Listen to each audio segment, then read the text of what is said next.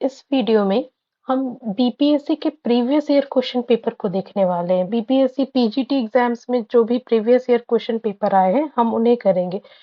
आप अगर किसी भी एग्जाम की प्रिपरेशन कर रहे हैं तो अगर आप previous year question paper with detailed explanation करते हैं तो आपको उस एग्जाम में काफी हेल्प मिलती है।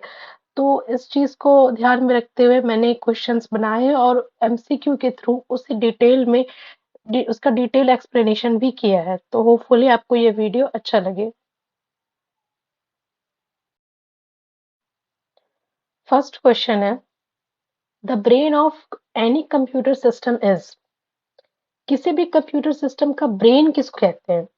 एएलयू को कहते हैं, मेमोरी को कहते हैं, सीपीयू को कहते हैं।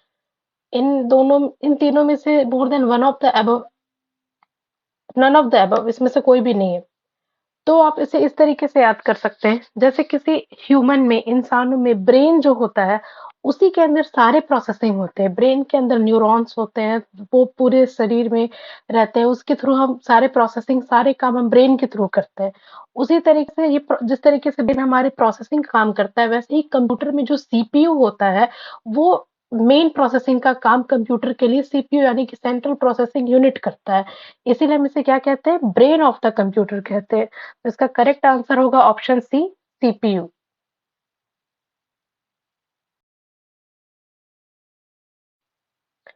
नेक्स्ट क्वेश्चन है, second question, when key is pressed on keyboard which standard is used for converting the keystroke into the corresponding bits? तो आप सबसे पहले ये समझिए कि क्वेश्चन पूछ क्या रहा है।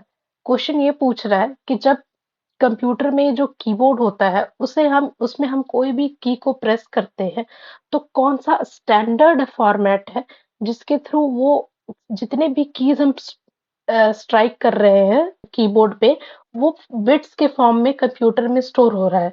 तो उसका फॉर्मेट क्या है, कौन से फॉर्मेट से स्टोर हो रहा है? कंप्यूटर जो है वो बिट्स के रूप में काम करता है। कंप्यूटर हमारी चीजों को 0 या 1 के फॉर्म में समझता है। उसके पास कोई हाई लेवल लैंग्वेज का नहीं है कि मतलब मैं उसे बोल रही हूँ या फिर हम A B C D type कर रहे हैं तो वो ए बी सी डी ले रहा है, ऐसा नहीं है। कंप्यूटर सिर्फ बिट्स के फॉर्म में चीजों को समझ रहा है, 0 या 1 के फॉर्म में किसी भी लैंग्वेज को या फिर किसी भी चीज को रीड कर पा रहा है, किसी इंस्ट्रक्शन को रीड कर पा रहा है। तो यही ये पूछ रहा है कि कौन सा स्टैंडर्ड फॉर्मेट है जिसके थ्रू जितनी भी कीज हम लोग कीबोर्ड पे प्रेस करते हैं वो कंप्यूटर में बिट्स के रूप में स्टोर होती है। तो इसका स्टैंडर्ड फॉर्मेट क्या है? ANSI है, ANSI, ASCII है, EBCDIC है, मोर than one of the above है या नन ऑफ द अबव है। तो इसका सही आंसर होगा ANSI, ANSI। इसका फुल फॉर्म होता है American national standards institute. ANSI ही वो फॉर्मेट है जो क्या करता है, प्रेस्ड बिट्स को, प्रेस कीबोर्ड में जो हम कीज को प्रेस करते हैं उसको ये बिट्स में कन्वर्ट करता है कंप्यूटर में। तो इसका सही आंसर क्या होगा? Option A, ANSI, ANSI।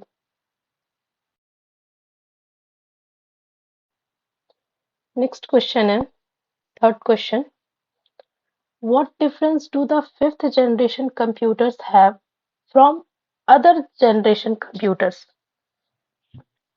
Computer generation काफी इंपॉर्टेंट टॉपिक है, मैंने आपको पहले वीडियोस में भी बताया है और पहले भी एक्सप्लेन किया है कि जनरेशन ऑफ कंप्यूटर कैसे क्लासिफाई हुआ, पहले जनरेशन में हुआ, सेकंड जनरेशन में क्या यूज हुआ और अब तक हम कितने जनरेशन में आ चुके हैं। तो हमारा लेटेस्ट जिस पे अंडर डेवलपमेंट है वो काम चल रहा है वो फिफ्थ जनरेशन कंप्यूटर पे चल रहा है। तो इसमें ये पूछा जा रहा है कि क्या डिफरेंस है फिफ्थ जनरेशन कंप्यूटर के पहले के जनरेशन कंप्यूटर से। पहला ऑप्शन है इसमें कुछ टेक्नोलॉजिकल एडवांसमेंट हो रहा है। दूसरा ऑप्शन है ये उप्स के फीचर्स को यूज कर रहा है। तीसरा ऑप्शन है साइंटिफिक कोड इंप्लीमेंट हो रहा है। चौथा ऑप्शन है मोर than one of the above. Fifth option है नन ऑफ द अबव। तो हमें ये समझना होगा कि फिफ्थ जनरेशन कंप्यूटर में आखिर हो क्या रहा है, तब हम इस क्वेश्चन का आंसर इजिली कर सकते हैं। तो फिफ्थ जनरेशन कंप्यूटर में एआई को यूज किया जा रहा है। तो एआई को यूज करना मतलब टेक्नोलॉजिकल एडवांसमेंट करना, हम उसमें एआई इंटीग्रेट कर रहे हैं। तो एआई को इंटीग्रेट करना मतलब आपके टेक्निकल चीजों को और क्या करना, एडवांस करना। तो ऑप्शन ए करेक्ट है। उसके बाद ऑब्जेक्ट ओरिएंटेड प्रोग्रामिंग फीचर को इसमें यूज किया जा रहा है। इसमें बाकी सब जितने भी इसके पहले जो इसके डिसेसर्स थे, उनके पास ये फीचर नहीं था। तो फिफ्थ जनरेशन कंप्यूटर में ओप्स को भी यूज किया जा रहा है और टेक्नोलॉजिकल एडवांसमेंट यानी एआई को यूज किया जा रहा है। तो इसमें दो सही आंसर है, तो इसका करेक्ट आंसर होगा D, more than one of the above. ये क्वेश्चन काफी इंपॉर्टेंट क्वेश्चन है, कई बार कई एग्जाम्स में ये पूछा गया है कि फिफ्थ जनरेशन कंप्यूटर जो है उसमें क्या अंडर डेवलपमेंट में है या क्या चीजें यूज हो रही है। तो इसमें टेक्नोलॉजिकल एडवांसमेंट हो रहा है और ओप्स के फीचर्स यूज किए जा रहे हैं। तो इसका सही आंसर होगा option D, more than one of the above.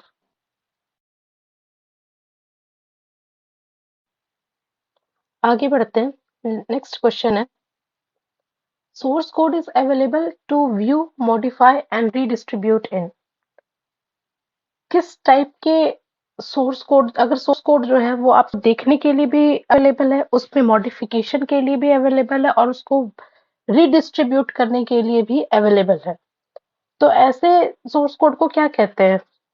Open source कहते हैं, लाइसेंस्ड कहते हैं, प्रोप्रिएटरी कहते हैं, मोर than one of the above या नन ऑफ द अबव। तो हमें सबसे पहले ये समझना होगा कि ओपन सोर्स क्या होता है। ओपन सोर्स मतलब जो सबके लिए अवेलेबल है, हम इसे व्यू भी कर सके, मॉडिफाई भी कर सके और रीडिस्ट्रीब्यूट भी कर सके, तो वैसे सोर्स कोड को ओपन सोर्स कोड कहा जाता है। लाइसेंस्ड क्यों नहीं होगा? लाइसेंस्ड मतलब आपको इसके लिए लाइसेंस रखना होगा, लाइसेंस बाय करना होगा, प्रोप्राइटरी में आपके पास ओनरशिप होनी चाहिए। तो अगर ये सभी चीजें हैं तो आप कैसे सोर्स कोड को मॉडिफाई कर सकते हो, कैसे उसको रीडिस्ट्रीब्यूट कर सकते हो? तो इसका सही आंसर होगा वो सोर्स कोड जो अवेलेबल है व्यू, मॉडिफाई और रीडिस्ट्रीब्यूट करने के लिए, वैसे सोर्स कोड को हम ओपन सोर्स कोड कहते हैं। इसका सही आंसर होगा option A, open source. Next question है, machine language is, machine language कैसे लैंग्वेज को कहते हैं या मशीन लैंग्वेज की फंक्शनैलिटी क्या है? तो मशीन लैंग्वेज मशीन के ऊपर डिपेंड करता है। मशीन लैंग्वेज को प्रोग्राम करना डिफिकल्ट होता है, इसमें काफी एरर्स आते हैं। तो इसमें से एक या अधिक इसमें से सही है या फिर सारे गलत है? तो ऑप्शन ए कह रहा है कि मशीन लैंग्वेज मशीन के ऊपर डिपेंड करता है। ये बात बिल्कुल सही है। जब हम किसी मशीन पर काम कर रहे हैं और हम मशीन लैंग्वेज को यूज कर रहे हैं तो हमें उसी की भाषा में 0 1 की कोडिंग करके उसे समझानी होगी। तो मशीन डिपेंडेंट होता है मशीन लैंग्वेज, हर एक मशीन के ऊपर अलग तरीके से हमें कोडिंग करनी पड़ती है। तो मशीन लैंग्वेज मशीन डिपेंडेंट होता है। दूसरा, डिफिकल्ट टू प्रोग्राम, पहले ही चीज से हम समझ सकते हैं ऑप्शन से, क्योंकि ये मशीन डिपेंडेंट है, अलग अलग मशीन के लिए अलग अलग तरीके से कोडिंग करनी पड़ती है। तो ये इसकी प्रोग्रामिंग काफी डिफिकल्ट होगी। उसके बाद जहाँ पे चीजें डिफिकल्ट आती है वहां पे एरर होने के चांसेस भी काफी ज्यादा होते हैं, तो ये एरर प्रोन भी होता है। तो इसका आंसर होगा option D, more than one of the above. Machine language machine dependent भी है, डिफिकल्ट टू प्रोग्राम भी है और इसमें काफी ज्यादा एरर्स भी आते हैं। तो machine languages are machine dependent, difficult to program, error prone.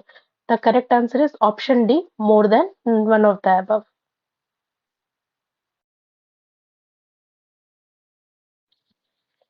Next question है, an assembly languages, assembly language किस तरीके का लैंग्वेज होता है? लो लेवल प्रोग्रामिंग लैंग्वेज होता है, मिडिल लेवल प्रोग्रामिंग लैंग्वेज होता है, इंटरनेट बेस्ड प्रोग्रामिंग लैंग्वेज होता है, ये किस तरीके का लैंग्वेज होता है? तो एक असेंबली लैंग्वेज जो होता है वो लो लेवल प्रोग्रामिंग लैंग्वेज होता है। लो लेवल प्रोग्रामिंग लैंग्वेज इसे क्यों कहते हैं? क्योंकि ये डायरेक्टली कम्युनिकेट करता है कंप्यूटर के हार्डवेयर के साथ, ये डायरेक्टली कंप्यूटर के हार्डवेयर के साथ कम्युनिकेट करता है, इसलिए इसे लो लेवल प्रोग्रामिंग लैंग्वेज कहा जाता है। तो सही आंसर होगा ऑप्शन ए, assembly language low level programming language. Next question है, a compiler is a translating program which translates instruction of a high-level language into machine language. B. Translates entire source program into machine language program. C. It is not involved in program's execution.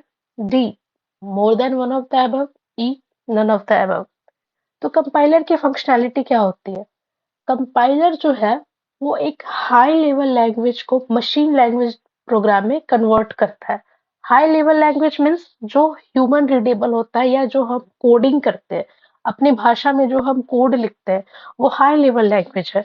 तो computer को समझाने के लिए compiler use किया जाता है। Machine इंसानों के द्वारा लिखे गए कोडिंग को मशीन को समझाने के लिए कंपाइलर यूज किया जाता है। तो ऑप्शन ए यहाँ पे बिल्कुल करेक्ट है। ऑप्शन बी कह रहा है कि ये पूरे सोर्स प्रोग्राम को मशीन लैंग्वेज प्रोग्राम में कन्वर्ट कर देता है। ये भी बिल्कुल करेक्ट है। और ऊपर से थर्ड ऑप्शन ये कह रहा है कि it is not involved in program's execution. तो इसका मतलब ये है कि क्या ये प्रोग्राम के एग्जीक्यूशन में इन्वॉल्व नहीं होता? तो ऐसा नहीं है, प्रोग्राम के एग्जीक्यूशन में ये इन्वॉल्व होता है क्योंकि ये इसका काम है कंपाइल करना। ये क्या कर रहा है? सोर्स कोड को कंपाइल करके दे रहा है, लेकिन हाँ, ये रन करते समय इसकी कोई भूमिका नहीं होती, रन करते समय इसका कोई काम नहीं होता। बट ऑप्शन ए और ऑप्शन बी बिल्कुल यहाँ पर सही है। तो इसका सही आंसर होगा more than one of the above. Compiler जो है वो ट्रांसलेट करता है हाई लेवल लैंग्वेज को मशीन लेवल लैंग्वेज में, और ये पूरे सोर्स प्रोग्राम को मशीन लैंग्वेज प्रोग्राम में कन्वर्ट करता है। तो the correct answer is option D more than one of the above.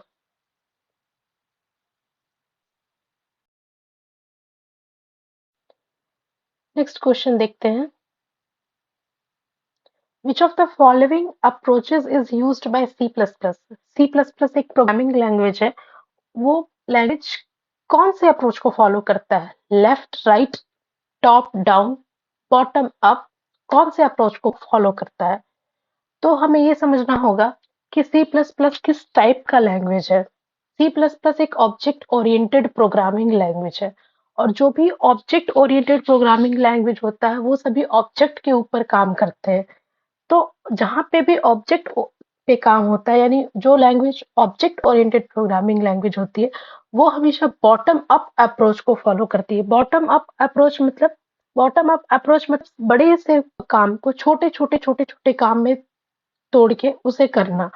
तो ऑब्जेक्ट ओरिएंटेड प्रोग्रामिंग का कंसेप्ट ही यही कहता है कि हम बड़े से काम को छोटे छोटे स्मॉलर टास्क में कन्वर्ट करके पहले उसे कंप्लीट करें, तो ऑटोमेटिकली वो बड़ा सा टास्क का हो जाएगा।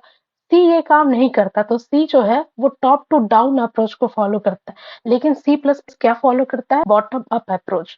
तो इसका सही आंसर होगा option C, bottom up approach.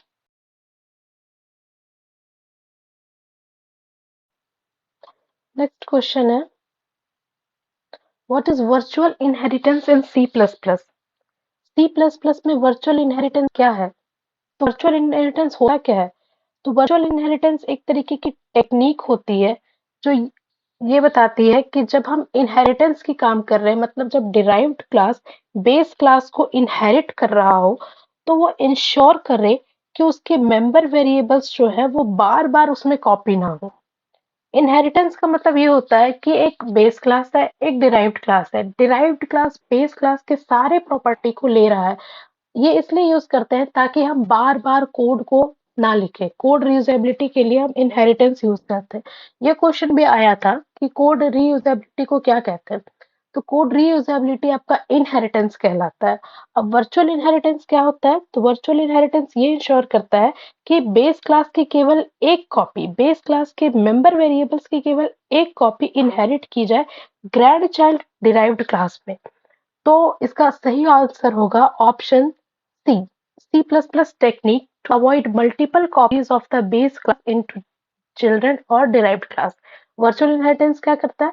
तो virtual inheritance C plus plus एक तरीके की टेक्निक है जो ये इंश्योर करता है कि मल्टीपल कॉपीज जो है वो मतलब मल्टीपल कॉपीज ना बन जाए बेस क्लास की डिराइव्ड क्लास में। तो the correct answer is option C, and it is very important question. So make sure आपको इनहेरिटेंस का कंसेप्ट पता हो, वर्चुअल इनहेरिटेंस क्या होता है वो पता हो, और मैंने कोशिश की है कि यहाँ पर मैं उसका डिटेल्ड एक्सप्लेनेशन आपको बता सकूं।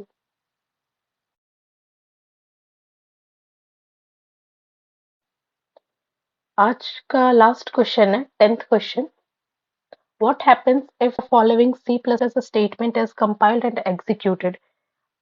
ये एक तरीका है जब हम क्वेश्चन को पूछ रहे हैं, लाइक आपको कुछ कोड दिया रहेगा, स्यूडो कोड दिया रहेगा और उसमें पूछा जाएगा कि इस कोड का आउटपुट क्या आएगा। तो ये उसी टाइप का क्वेश्चन है जिसमें एक हम पॉइंटर को असाइन कर रहे हैं नल वैल्यू, उसके बाद उसी पॉइंटर को डिलीट कर रहे हैं। तो सी प्लस प्लस पे ऐसे स्टेटमेंट या ऐसे स्यूडो कोड का रिजल्ट क्या आता है? तो इसके ऑप्शंस है: A, the program is not syntactically correct, semantically correct. B, the program is compiled and executed successfully. More than one of the above, none of the above. तो इसका सही आंसर होगा option B, the program is compiled and executed successfully. इसके पीछे reason ये है कि सी plus plus allow करता है कि हम एक नल पॉइंटर को डिलीट कर सके। तो ये प्रोग्राम जो है वो सिमेट्रिकली करेक्ट भी है, और अगर हम इसे कंपाइल और एग्जीक्यूट करते हैं तो ये सक्सेसफुली कंपाइल भी हो जाएगा और एग्जीक्यूट भी हो जाएगा।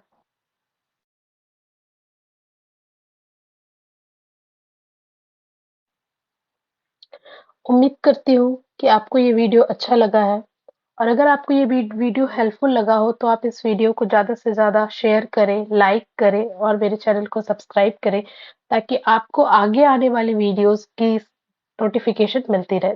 Thanks for watching.